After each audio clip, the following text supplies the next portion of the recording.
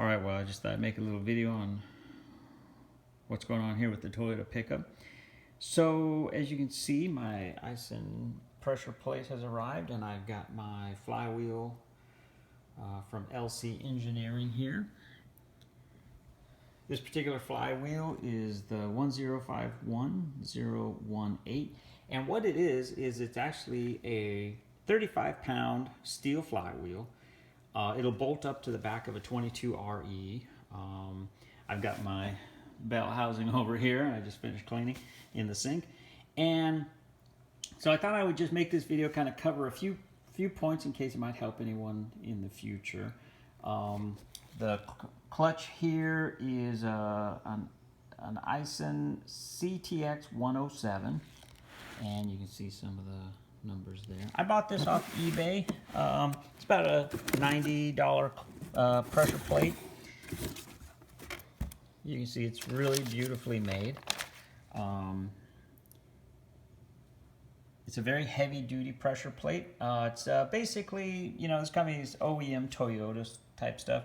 This pressure plate is spec'd for, like, say, you know, 90s 4Runner with a V6 in it, four-wheel drive. So it's a little heavier duty. You can search it, you know, on Google and find a lot of the information. But I think it's also spec'd for a Land Cruiser. So it's a very heavy-duty, well-made pressure plate.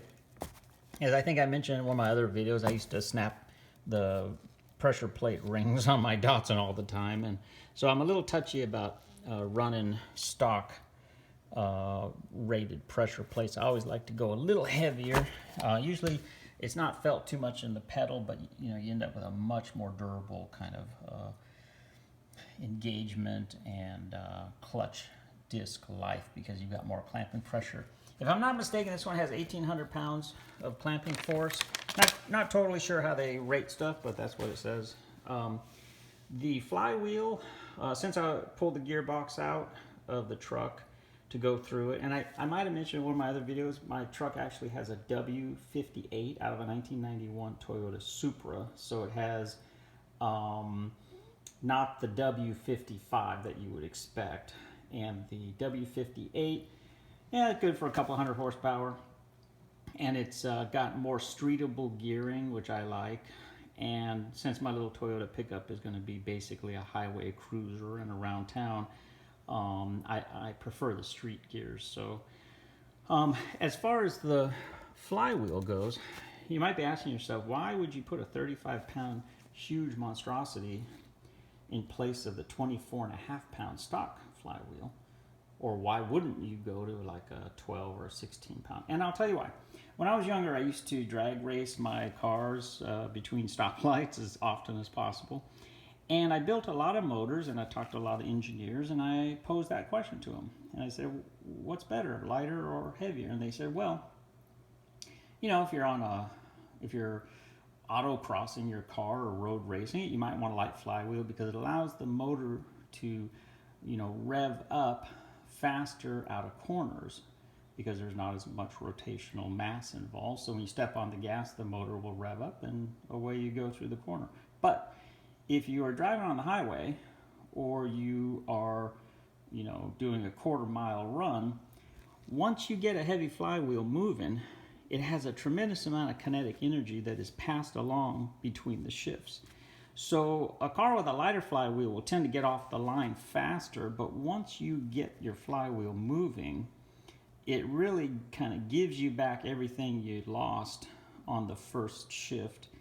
And into the second shift, you've got such kinetic energy when this thing is spinning 4,000, 5,000, 6,000 RPMs that it just almost acts like a, you know, a helicopter turbine motor in some respects. Now for me, because I'm going to be driving my pickup largely on the highway back and forth and not off-roading or anything, I want something that's going to be matched to kind of the taller gears of the W58 transmission, and I want just a smooth, reliable ride. So that's the reason I'm going with a heavier as opposed to lighter flywheel. I want something where once I get moving, if I encounter a hill or I need to give it a little gas and merge into traffic or something like that, I just kind of want to once I get moving, I want to stay moving, is kind of my feeling. So going with the heavier flywheel as opposed to light. And you see the absolutely gorgeous machining that LC Engineering does. I'm a big fan of LC Engineering. They have great customer service. The guys over there are really easy to deal with. You can see just what a gorgeous job they've done here with this flywheel. And this particular one is actually off of a 4-wheel drive pickup, so it will accept a 9 1/4 inch diameter clutch disc, whereas the stock one that comes in my truck is only 8 7/8. So, and I should point out that this is also the pressure plate that goes here, so it will also accept kind of the larger clutch disc. Now, I don't have the clutch disc here. I've ordered the Pro, I think it's the Pro Comp clutch disc from LC Engineering. It's a woven organic, fairly heavy duty disc that should work well on the street. I've also been talking with a company called California Clutches, I believe, or CaliforniaClutch.com. A gentleman named Alex over there makes custom clutches and pressure plates. And I'm considering purchasing a Kevlar lined custom made disc to use with this setup. Now, Kevlar is very good when it comes to heat. However, you have to be a little bit careful that you don't accidentally glaze it. Also, when it comes to the surface finish, you got to be a little careful as how you finish the surface. I may hold off and just go ahead and run the organic for now and save the Kevlar until I swap the motor or do something a little more exotic.